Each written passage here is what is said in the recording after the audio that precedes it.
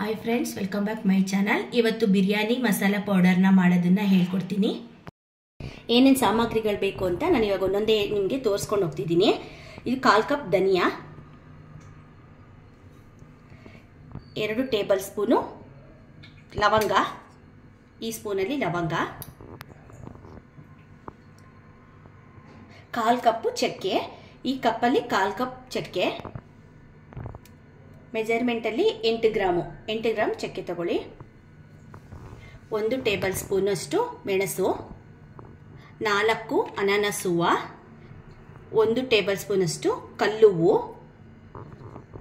6 ಮರಾಠಿ ಮೊಗ್ಗು, ದಪ್ಪು ಏಲಕ್ಕಿ 10, ಜಾಕಾಯಿ ದೊಡ್ಡ ಪೀಸಲ್ಲಿ ಒಂದು ಇಷ್ಟುದ ತಗೋಬೇಕು. ಅದು ಜಾಸ್ತಿ ಘಾಟು ಖಾರ ಆಗಿಬಿಡುತ್ತೆ, ಫ್ಲೇವರ್ ಇದಾಗ್ಬಿಡುತ್ತೆ, ಡಾಮಿನೇಟ್ ಮಾಡಿಬಿಡುತ್ತೆ. ಅದಕ್ಕೇನೆ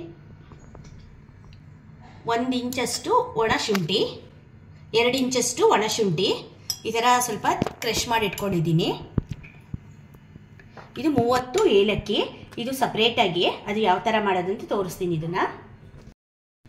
ಇದು ರೋಸ್ ಪೆಟಲು 3 ಟೇಬಲ್ ಸ್ಪೂನ್ ಅಷ್ಟು ತಗೊಳ್ಳಿ. ಇದನ್ನ ಈ ಥರ ಒಣಗಿಸ್ಕೊಂಡ್ರೆ ಡ್ರೈ ಆಗುತ್ತೆ. ನಿಮ್ಗೆ ಶಾಪಲ್ಲಿ ಸಿಕ್ಕಿಲ್ಲ ಅಂದರೆ ರೋಸ್ ತೊಗೊಂಬಿಟ್ಟು ರೆಡ್ ರೋಸ್ನ ಎಲೆ ಎಲ್ಲ ಮಾತ್ರ ತಗೊಂಡು ಒಣಗಿಸ್ಕೊಂಡ್ರೆ ಡ್ರೈ ಆಗುತ್ತೆ, ಈ ಥರ ಆಗುತ್ತೆ. ಇದು 3 ಟೇಬಲ್ ಸ್ಪೂನ್ ಅಷ್ಟು. ಇದು ಅರ್ಧ ಟೇಬಲ್ ಸ್ಪೂನ್ ಅಷ್ಟು ಜೀರಿಗೆ, ಇದು 3 ಟೀ ಸ್ಪೂನ್, ಈ ಚಿಕ್ಕ ಟೀ ಸ್ಪೂನ್ ಅಷ್ಟು ಶಾಜೀರಾ, 8 ರಿಂದ 10 ನಾನು 8 ತಗೊಂಡಿದ್ದೀನಿ ಗುಂಟೂರು ಮೆಣಸಿನ್ಕಾಯಿ, ಪಲಾವ್ ಎಲೆ ಒಂದು 4, ಇದು ಜಾಪತ್ರೆ 4 ತಗೊಂಡಿದ್ದೀನಿ. ಇವಾಗೊಂದು ಕಬ್ಬಿಣದ ಕಡಾಯಿ ಇಟ್ಟಿದ್ದೀನಿ. ಕಬ್ಬಿಣದಂದರೆ ಸ್ವಲ್ಪ ಚೆನ್ನಾಗಿ ಕಾಯುತ್ತಲ್ಲ, ಚೆನ್ನಾಗಿ ಹದವಾಗಿ ಫ್ರೈ ಆಗುತ್ತೆ. ಈಗ ಧನಿಯಾ ಹಾಕ್ತಿದ್ದೀನಿ.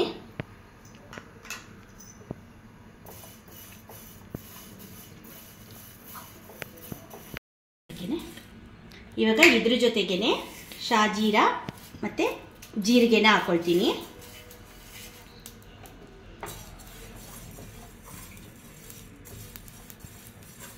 ಚೆನ್ನಾಗಿ ಗಮ್ಮಂತ ಸೌಂಡ್ ಬರುತ್ತೆ, ಚಟಪಟ ಅಂತ ನೋಡಿ. ಈಗ ಸೌಂಡ್ ಬರ್ತಾ ಇದೆ. ಆಗಿದೆ. ಇವಾಗ ಒಂದು ಪಾತ್ರೆಗೆ ಹಾಕ್ಕೊಳ್ತೀನಿ. ಈ ಥರ ಒಂದು ಅಗಲ ಪಾತ್ರೆಗೆ ಹಾಕ್ಕೊಂಬಿಟ್ರೆ ಸೀದೋಗೋದಿಲ್ಲ. ಈಗ ಪಲಾವ್ ಎಲೆ ಹಾಕ್ಕೊಳ್ತಿದ್ದೀನಿ ಮತ್ತು ಒಣಮೆಣಸಿನ್ಕಾಯಿ ಹಾಕ್ಕೊಳ್ತಿದ್ದೀನಿ.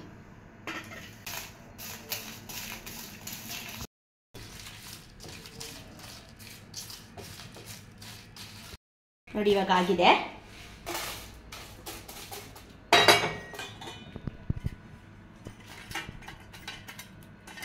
ಈಗ ರೋಸ್ ಪೆಟಲ್ ಹಾಕ್ತಿದ್ದೀನಿ.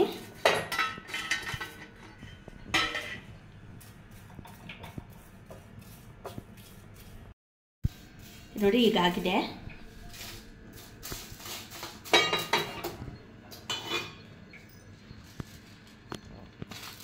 ಈಗ ಕಲ್ಲುವ್ವು ಹಾಕ್ತಿದ್ದೀನಿ.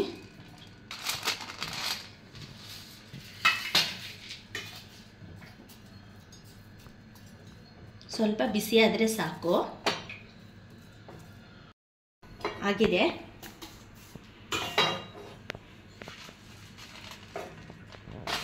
ಈಗ ಮರಾಠಿ ಮೊಗ್ಗು ಹಾಕ್ಕೊಳ್ತಿದ್ದೀನಿ. ಆಮೇಲೆ ದಪ್ಪು ಏಲಕ್ಕಿ ಹಾಕ್ಕೊಳ್ತಾ ಇದ್ದೀನಿ. ಅನಾನಸ್ ಹೂವು ಹಾಕ್ಕೊಳ್ತಿದ್ದೀನಿ.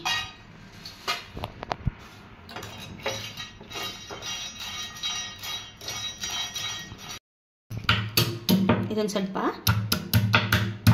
ಚೆನ್ನಾಗಿ ಫ್ರೈ ಆಗಬೇಕಲ್ಲ, ಅದಕ್ಕೆ ಸ್ವಲ್ಪ ಪುಡಿ ಮಾಡಿಕೊಂಡು ಹಾಕೋದು.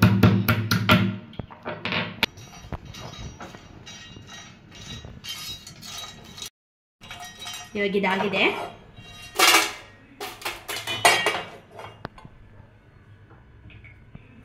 ಈಗ ಚಕ್ಕೆ ಹಾಕ್ಕೊಳ್ತಿದ್ದೀನಿ. ಚಕ್ಕೆ ಸ್ವಲ್ಪ ಫ್ರೈ ಆಗಲಿ. ಇವಾಗ ಲವಂಗ ಮತ್ತು ಮೆಣಸು 3 ಒಟ್ಟಿಗೆ ಹಾಕ್ಕೊಳ್ತಾ ಇದ್ದೀನಿ.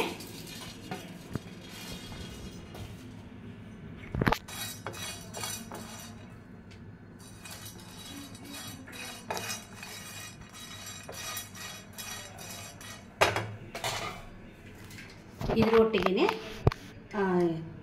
ಶುಂಠಿ, ಒಣ ಶುಂಠಿ ಮತ್ತು ಜಾಪತ್ರೆ ಮತ್ತು ಇದು ಜಾಕಾಯಿ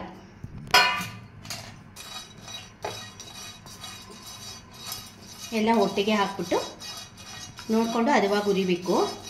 ನೀಟಾಗಿ ಸುತ್ತ ಈಗ ಅಂದ್ಕೊಂಡು ಹುರಿಬೇಕು, ಇಲ್ಲಾಂದರೆ ಒಂದು ಬಿಸಿ ಆಗುತ್ತೆ, ಒಂದು ಬಿಸಿ ಆಗೋದಿಲ್ಲ. ಈಗ ಆಗದೆ ಹೆಂಗೆ ಗೊತ್ತಾಗುತ್ತಂದರೆ ಫುಲ್ಲು ಎಲ್ಲ ಸ್ಮೆಲ್ ಬರುತ್ತೆ, ಗಮ್ ಅಂತ ಬರುತ್ತೆ, ಆವಾಗ ಆಗಿದೆ ಅಂದ್ಬಿಟ್ಟು. ಇವಾಗ ನೋಡಿ ಫಸ್ಟ್ ಎಲ್ಲ ಈ ಥರ ಮಿಕ್ಸ್ ಮಾಡಿ ಈ ಥರ ಇಟ್ಟು ತಣ್ಣಗಾಗಬೇಕಿದು. ಇವಾಗ ಲಾಸ್ಟಲ್ಲಿ ಏಲಕ್ಕಿ ಹಾಕ್ತಿದ್ದೀನಿ. ಇಲ್ಲಿ ಏಲಕ್ಕಿನ ಇದ್ರ ಒಟ್ಟಿಗೆ ಹಾಕಬಾರ್ದು, ಇದನ್ನು ಲಾಸ್ಟಲ್ಲಿ ಯಾವ ಥರ ಹಾಕೋದು ಅಂದ್ಬಿಟ್ಟು ನಾನು ತೋರಿಸ್ತೀನಿ. ಇವಾಗ ಇದನ್ನು ಫಸ್ಟು ಫ್ರೈ ಮಾಡ್ಕೊಳ್ಳೋಣ. ಆಗಿದೆ, ಇಷ್ಟ ಆಗಿದ್ರೆ ಸಾಕು. ಇದನ್ನು ಸಪ್ರೇಟಾಗಿ ಇಟ್ಕೊಳ್ತೀನಿ. ಇದೆಲ್ಲ ಸ್ವಲ್ಪ ತಣ್ಣಗಾಗಲಿ. ತಣ್ಣಗಾದ್ಮೇಲೆ ಪುಡಿ ಮಾಡೋದು. ನೀವು ಪೌಡ್ರು ಉರಿಯೋದು ಬೇಡ ಅಂತ ಹೇಳಿದ್ರೆ ಒಂದು 2 ದಿವಸ ಚೆನ್ನಾಗಿ ಬಿಸಿಲಲ್ಲಿ ಇಟ್ಬಿಟ್ಟು ಆಮೇಲೆ ನೀವು ಡೈರೆಕ್ಟ್ ಪೌಡ್ರ್ ಆದರೂ ಮಾಡ್ಕೋಬೋದು. ನಾವು ಜಾಸ್ತಿ ದಿವಸ ಇಡಬೇಕು ಅನ್ನಂಗಿದ್ರೆ ಹುರಿದ್ಬಿಟ್ಟು ಪೌಡ್ರ್ ಮಾಡ್ಕೊಳ್ಳಿ. ಬೇಡ ಅನ್ನಂಗಿದ್ರೆ ನೀವು ಬಿಸಿಲಿಗೆ ಇಡೋದಾದ್ರೆ ಒಂದು 3 ತಿಂಗಳಾದರೂ ಇಟ್ಕೋಬೋದು. ಈ ಥರ ಪೌಡ್ರ್ ಹುರಿದ್ಬಿಟ್ಟು ಇಟ್ಕೊಂಡ್ರೆ 6 ತಿಂಗಳ ಗಂಟೆ ಇಟ್ಕೋಬೋದು. ಇದ್ರ ಜೊತೆಗೆ ಅರಿಶಿನ ಹಾಕೋಬೇಕು, ಈ ಸ್ಪೂನಲ್ಲಿ ಅರಿಶಿನ. ಇವಾಗ ಇದು ತಣ್ಣಗಾಗಿದೆ. ಇವಾಗ ಮಿಕ್ಸಿ ಜಾರ್ಗೆ ಹಾಕೊಳ್ತೀನಿ.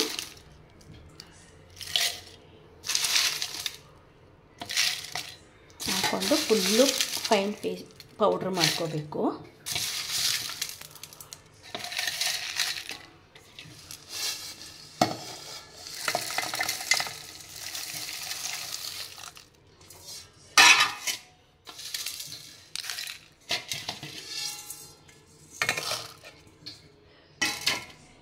ಇವಾಗ ಇದನ್ನು ಫುಲ್ಲು ಫೈನ್ ಪೌಡ್ರು ಮಾಡ್ಕೊಳ್ತೀನಿ.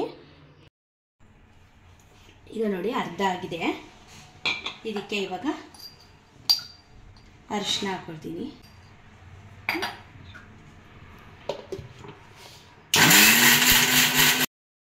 ಈಗ ಲಾಸ್ಟಲ್ಲಿ ಫುಲ್ಲು ಪೌಡ್ರ್ ಆದಮೇಲೆ ಇದು ಜಾಸ್ತಿ ಫೈನ್ ಪೌಡ್ರು ಮಾಡ್ಕೋಬಾರ್ದು ಏಲಕ್ಕಿನ.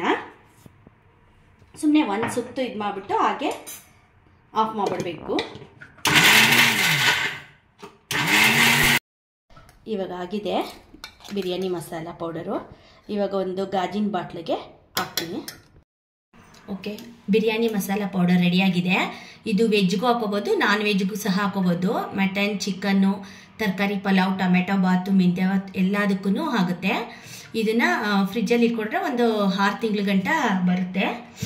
ಓಕೆ ಫ್ರೆಂಡ್ಸ್, ಈ ರೆಸಿಪಿ ಇಷ್ಟ ಆಗಿದ್ರೆ ಒಂದು ಲೈಕ್ ಮಾಡಿ, ಕಮೆಂಟ್ ಮಾಡಿ, ಶೇರ್ ಮಾಡಿ.